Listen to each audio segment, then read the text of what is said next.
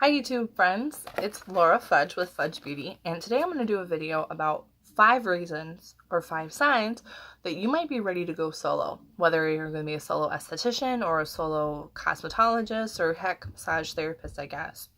But my goal is to kind of tell you, like a year into the game now, what I've learned and what signs I would recommend for someone else to look for before they decide to go solo too. So the first thing that comes to mind is you're going to realize that at your salon or at your wherever you're going right now, you realize that you look forward to seeing your clients more than you see your coworkers. So I have heard from a lot of my friends who work solo in like different little studios or even in their homes that they realize that sometimes salon life does not vibe with them just because having to do with coworkers, having to do with managers, it kind of really taints their day because there's sometimes drama and there's sometimes, there's just a lot of stuff going on. And if not everyone in the salon is on the same boat or in the same vibe, it just doesn't really work very well. So I don't blame you.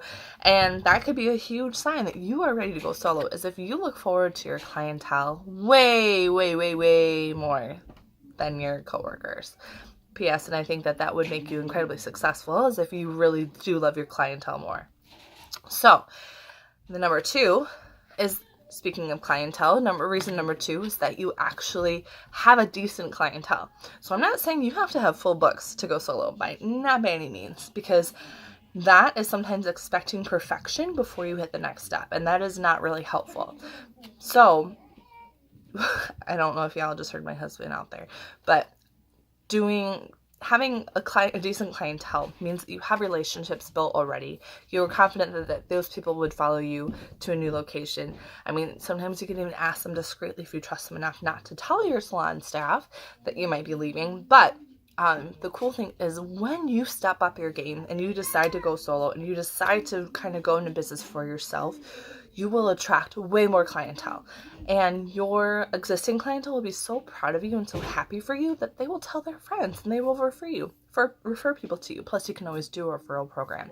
There's so many reasons why you don't need to have full books before you go solo. Promise, promise. So, number 3 is that it also helps, like a sign is that you have an in with a really trusted brand. So especially if you have like a discount available with them, if you really have a lot of education behind them, or kind of even like an influencer status is so helpful. So for me, this actually came after I left my company, my old job. I like kind of dove headfirst into solo esthetician stuff, but I, by the grace of God, found Lime Life by Alcone, and because I decided to become a beauty guide and I got 20% off all my purchases, I was able to stock my spa, my back bar at a discount, and I didn't have to hold stuff on the shelf. Like, the investment was amazing for me. So for me, it was Lime Life by Alcone. I was able to get skincare, I was able to get makeup, some body care stuff at a huge discount, and also like the company paid me tons of bonuses for hitting different goals. So that was what totally worked for me. I'm not saying Lime Life will work for everybody, but if you want to learn more about it, click some links below and I'd love to talk to you about it. But I do have friends that also do hair, and then they sign up with Monat and they rock out different hair care products for them with that company. I know people that have worked with different hair color products that they can get like a referral or like a profit sharing check from that hair color company, and I think that's so cool. So in general, if you have a tie to a supplier that you can get a lot of information, a lot of added bonus than just walking into a supply store and buying it off the shelf and leaving, that's a huge sign that you are having you're having such great assets in your pocket to go solo. So that is a huge sign that you're probably getting close, getting ready. So let's see. Number 4, you are ready to do what it takes to do this. So when I say ready to do what it takes, I'm talking you want to register an LLC. You want to get insurance. You want to, what else did I write down? Start learning accounting. Wesley, hold on. Are you talking to someone? No, I'm talking to YouTube.